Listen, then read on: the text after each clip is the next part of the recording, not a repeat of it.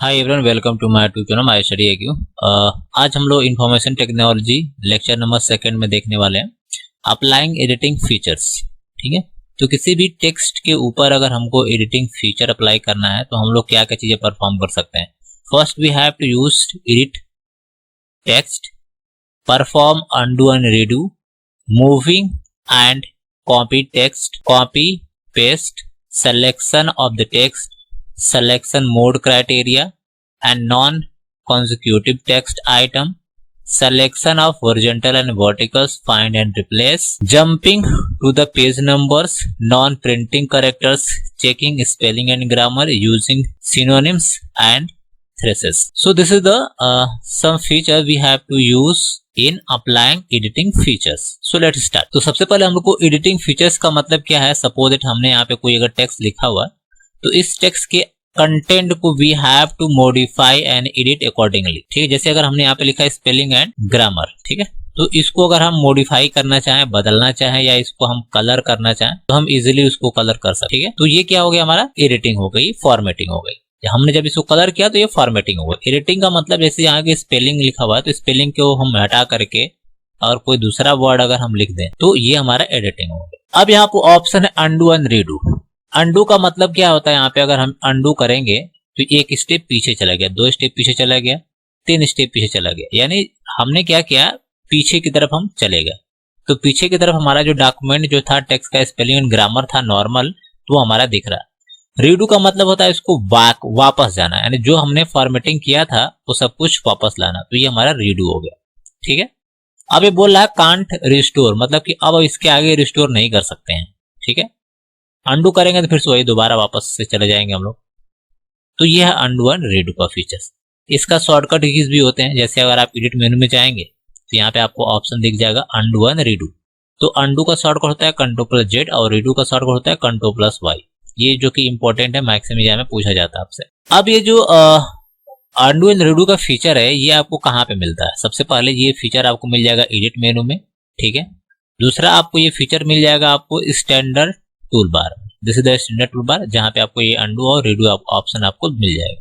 चलिए, तो cut copy हो गया, अंडू रीडू हो गया। नेक्स्ट हम लोग बात है moving and cut copy paste. जैसे हमारे पास ये टेक्स्ट है, हमने ये पूरे के पूरे टेक्स्ट को हमने यहाँ से सेलेक्ट कर लिया। सेलेक्ट करने के बाद हम यहाँ से कट कर देते। जैसे हम कट करेंगे तो ये पूरा हमारा कंटेंट क्या हो जाएगा, यहाँ से रिमूव हो जाएगा।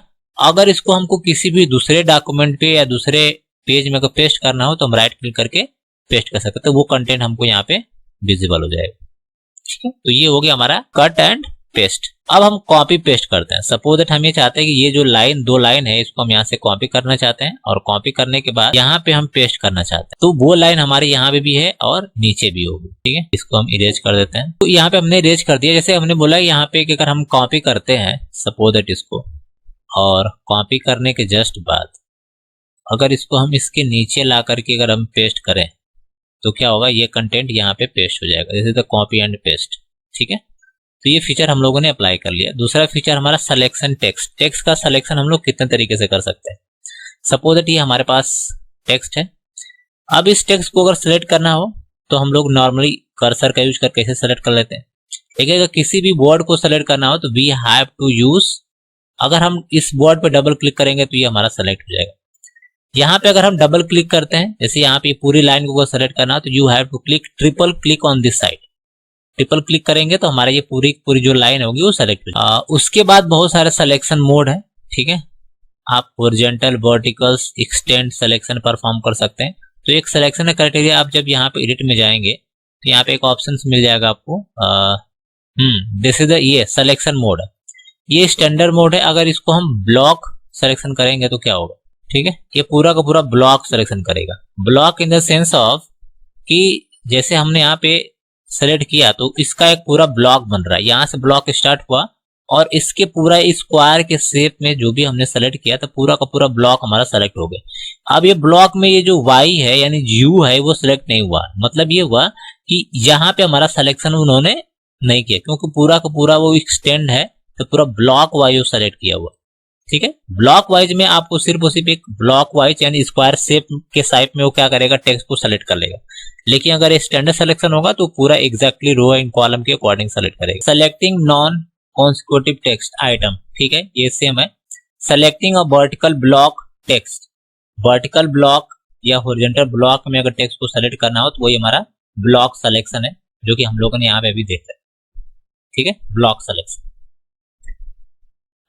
नेक्स्ट यहाँ पे है find and replace option.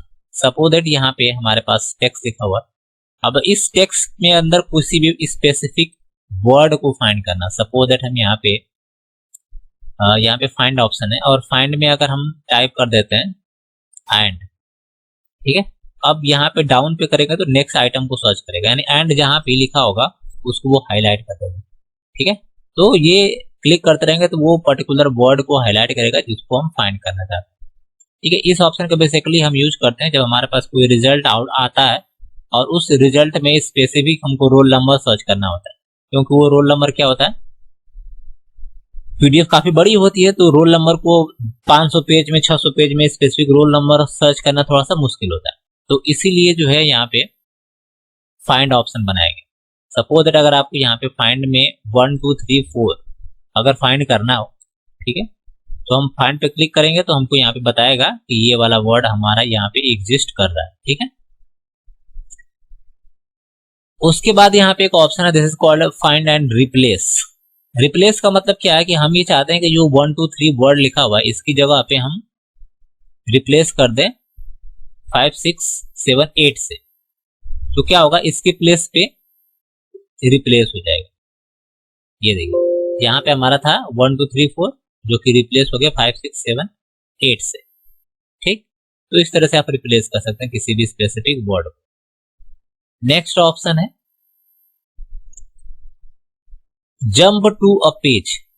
Jump to page का मतलब है कि टोटल यहाँ पे नंबर ऑफ पेज की संख्या यहाँ पे 2 है, ठीक है। तो सपोज अगर हम पेज नंबर 1 पे हैं, अगर हमको स्पेसिफिक पोजीशन पे जंप करना है, ठीक है, तो उसके लिए हम लोग यहाँ पे जाएंगे, यहाँ पे एक ऑप्शन है नेविगेशन, यहाँ पे क्लिक करेंगे और यहाँ पे जिस पेज नंबर पे जाना होगा वो पेज नंबर यहाँ पे लिखेंगे और लिखने के बाद इंटर कर देंगे। तो वह जैसे हम इंटर करेंगे तो हम पेज नंबर 2 पे पहुंच जाएंगे, ठीक है। नेक्स्ट यहाँ पे ऑप्शन है नॉन प्रिंटिंग कैरेक्टर्स। तो यहाँ पे देखिए नॉन प्रिंटिंग कैरेक्टर्स डिस्प्ले होंगे आपके सामने। नॉन प्रिंटिंग कैरेक्टर्स मतलब, नॉन प्रिंटिंग कैरेक्टर्स का मतलब वो कैरेक्टर्स होते हैं जब हम प्रिंट करते हैं तो वो जो नॉन प्रिंटिंग कैरेक्टर्स है वो दिखाई नहीं देते हैं, डिस्प्ले नहीं होते, ठीक है, उसको हम लोग बोलते हैं नॉन प्रिंटिंग कैरेक्टर्स, ठीक है। तो जैसे नॉन प्रिंटिंग में क्या क्या आ जाएगा, जैसे यहाँ पे ये जो सिंबल दिख रहा है तो इंटर का सिंबल, अगर हम कहीं पे स्पेस दे देते हैं, सपोज दैट इसके आगे हम स्पेस देते हैं तो डॉट बन रहा है, ठीक है। तो space means dot means the symbol of space, और इंटर का मतलब होता है कि ये सिंबल बन जाएगा। उसके बाद टाइप प्रेस करेंगे तो ये वाला एरो हमारा ऐसे जनरेट हो जाता है।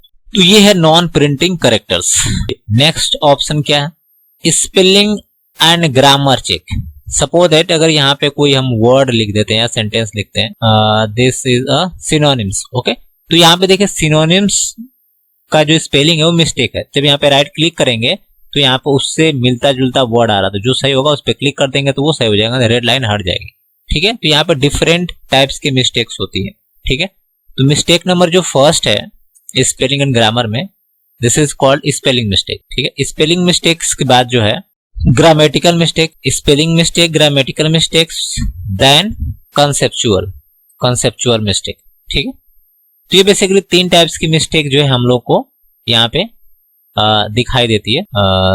नॉन प्रिंटिंग कैरेक्टर्स को हम यहाँ पे डिसेबल कर देते हैं, this is called non printing. तो यहाँ पे 3 टाइप्स की मिस्टेक होती है। सपोज दैट अगर हम लोग इसको परफॉर्म करते हैं, यहाँ पे लिखा राम, ओके, बेसिकली हमारे पास 3 टाइप्स की मिस्टेक है जो हमारे पेज में नॉर्मली डिस्प्ले होती है। उसको करेक्ट करना होगा तो रेड लाइन पे जब राइट क्लिक करके आप क्लिक करेंगे तो उससे रिलेटेड वर्ड आपके सामने आ जाएंगे और उसमें जो सही होगा उस पर आप क्लिक कर सकते हैं, ओके।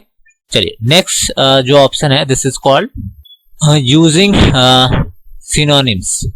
तो सिनोनिम्स का मतलब अभी यहाँ पे जाएंगे टूल्स में, तो यहाँ पे एक ऑप्शन दिख रहा है लैंग्वेज। लैंग्वेज में आप जाएंगे तो यहाँ पे आपको मिल जाएगा थ्रेसेस। जब यहाँ पे क्लिक करेंगे तो किसी भी वर्ड का अगर सिनोनिम्स लिखना होगा तो आप यहाँ पे लिख सकते हैं। सपोज दैट हमने यहाँ पे लिखा रेड, तो रेड का जो है यहाँ पे सिनोनिम्स वर्ड आपको यहाँ पे दिखाई दे रहा होगा। तो इस तरह से आप परफॉर्म कर सकते हैं इन सारे ऑप्शंस को। होप आपको समझ में आ गया होगा। वीडियो पसंद हो तो लाइक सब्सक्राइब करना बिल्कुल न भूलिए। Thanks, have a nice day.